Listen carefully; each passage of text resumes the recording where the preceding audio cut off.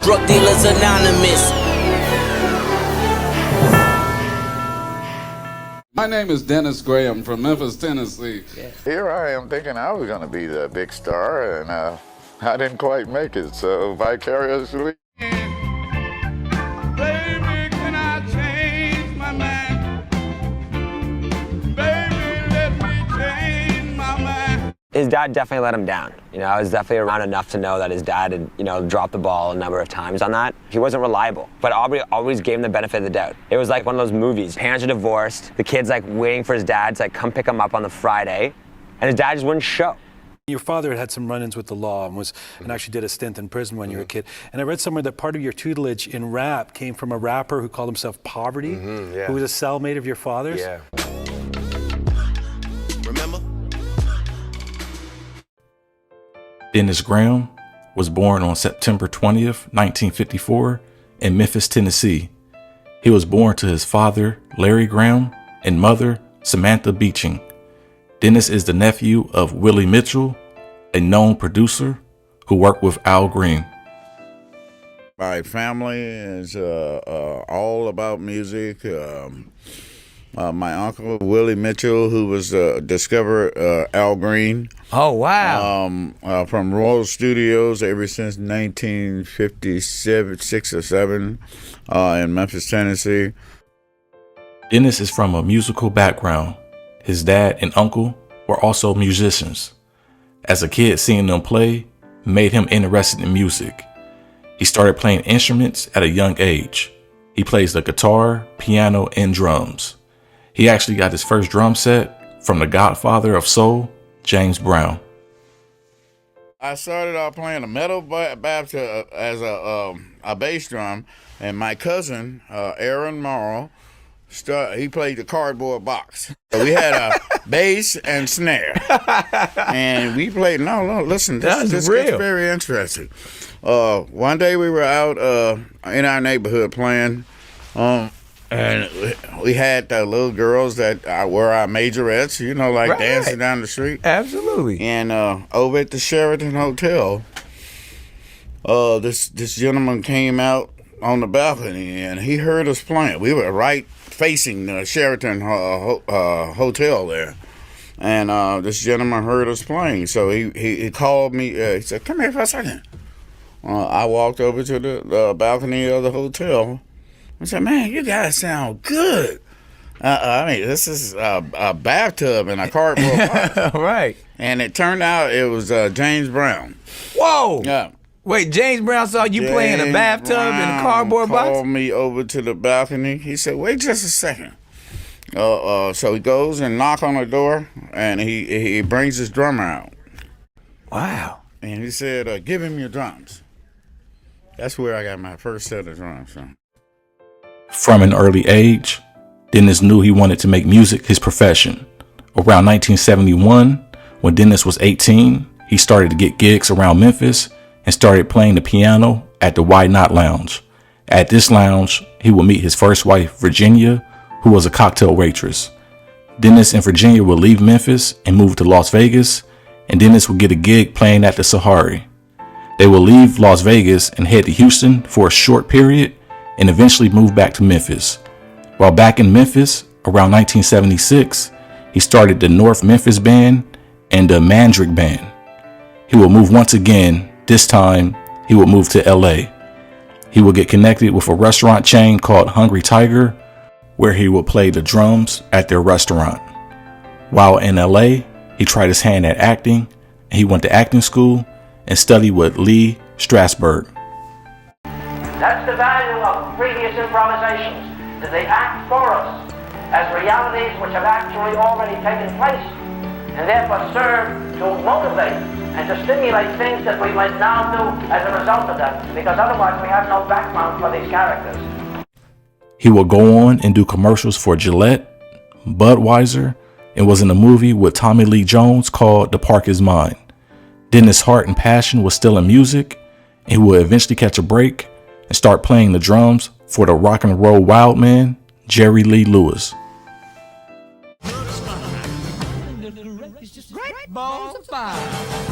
By this time, Dennis and Virginia would divorce, and Dennis would hit the road touring with Jerry Lee Lewis. Dennis moved to Toronto, Canada with his new girlfriend, which that relationship would not last long. I moved from here in '83 to Canada. Oh, okay. Wow. What you do? Why you go from Hollywood to Canada? What you chasing? What you chasing, Dennis? I met a woman that was a nice lady, and I went up there, but it didn't work out between us. Dennis was friends with Stevie Wonder's trumpet player, and when Stevie and his crew came to Toronto, Dennis took them to a club, the Blue Note. There he saw Sandy and instantly fell in love with her. I took Stevie Wonder to the club that night. You took Stevie Wonder to the Blue Note. Yeah, he was playing at the exhibition, and Larry Gideon was my friend. He was a trumpet player for Stevie. Okay. Yeah, and Big Jackie. But I took them all, took the whole band down to the club Blue Note. Okay. And we were all in Blue Note. Stevie even performed there that night. That night? Because, Stevie, if it's a stage, and Stevie going to get up and show out. He had the whole club crying. He did Ribbons in the Sky. Wow. And, man, the whole club was crying. But anyway, that's how I met Drake's mother. She just happened to be there. At the Blue Note? Wow. Mom, I was looking for a cigarette from the bartender. And I asked the bartender, where could I get a pack of cigarettes? And Sandy happened to be standing right next to me when I asked. And she said, here, have one of mine. And the rest is history. We started talking, and that's where the baby came from. And the young Drake was born. After a few months of dating, the two would get married in June of 1985. On October 24th, 1986, the couple was blessed with a son named Aubrey Drake Graham. Sandy wanted to name their son Abraham, but Dennis disagreed, and they settled with Aubrey. Dennis named him Drake after his acting name, Drake Madison, from the detective series he was on in Canada. Drake would be his third child. Dennis had a daughter when he was 18 in Memphis, and he had another daughter in California a little after he broke up with Virginia. His son Drake would later grow to become one of the world's famous artists. Cell phone. Late night when you need my love. Want it all, that's why I strive for it. Diss me, you'll never hear a reply for it. And I say, hell yeah, hell yeah, hell yeah. Fucking right till it's over, but it's far from over. After a few years of marriage, the couple decided to go their separate ways. The divorce was finalized in the year 1991 when Drake was just 5 years old. Being a divorced man was hard for Dennis. He was impacted a lot by his failed marriage. He moved back to Memphis, living alone. The absence of his family had an impact on his mental health. He barely saw Drake, and he made a lot of promises that he always didn't keep. I've been ready since my dad used to tell me he would come into the house to get me. He ain't show. On occasion, Dennis would pick Drake up for the summer and take him back to Memphis. On a car ride, Dennis made Drake listen to old school music, which had a huge impact on Drake. I think Drake's years in Memphis influenced his sound. Dennis remembers the summer drives down here from Canada when Drake would want to listen to rap in the car to start, but then it would be Dad's turn. He'd have a little time to listen to his rap, and I would play Johnny Taylor, Bobby Blue Bland, B.B. King, Al Green, and he listened to it, and he got that soul and blues instilled in him. He made me listen to his music, old music, soul music, shit that can only be created if you go through it. Dennis would start to go broke, which caused him to start selling marijuana. He will eventually get caught and was charged with drug trafficking. The amount he had is undisclosed, but the amount he had was enough to land him behind bars for 3 years. While behind bars, he would call Drake and parent from prison. During this time, Drake was focused on music, and then his cellmate also rapped, who went by the name Poverty.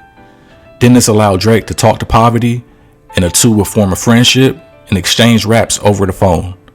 Drake gives Poverty a lot of credit for helping him become the rapper that he is today.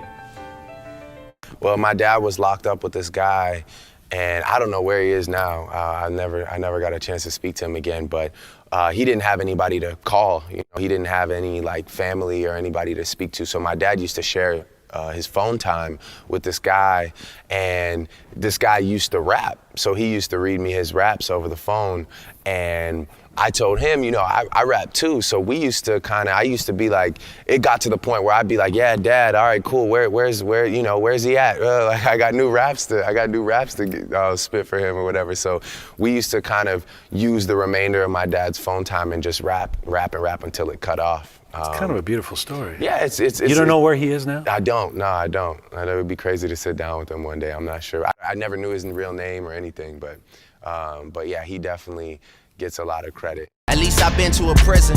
At least I know what it's like. I used to rap on the phone with one of his friends doing life. Drake would eventually sign to Lil Wayne's label Young Money in 2009. Drake would be label mates with Nicki Minaj, Tyga, and Gutta Gutta, to name a few. We were introduced through another gentleman from Houston. His name is Jazz Prince. He found me on MySpace and loved my music on MySpace. And he was like, man, I know Lil Wayne, and I'm gonna play him your music one day. And I was just like, yeah, right. You know, like he called me from his number. But, you know, it was like, and the phone rang, and I picked it up, and it was like, yo. And I was like, you probably know that voice. I was like, hello? It was like, yo, what's up? I was like, this doesn't sound like my friend. And he's like, yo, what's up? It's Weezy. And it was, you know, it ended up being Wayne. And he was like, I'm starting this thing called Young Money, and I'd really love for you to be a part of it. So I want to fly you out to Houston and meet you. And he did just that the day after, and that formed our relationship. In Drake's music, he talks about his childhood, his relationship with his mom and dad. He also paid homage to his dad when he used his picture as cover art for his album, More Life.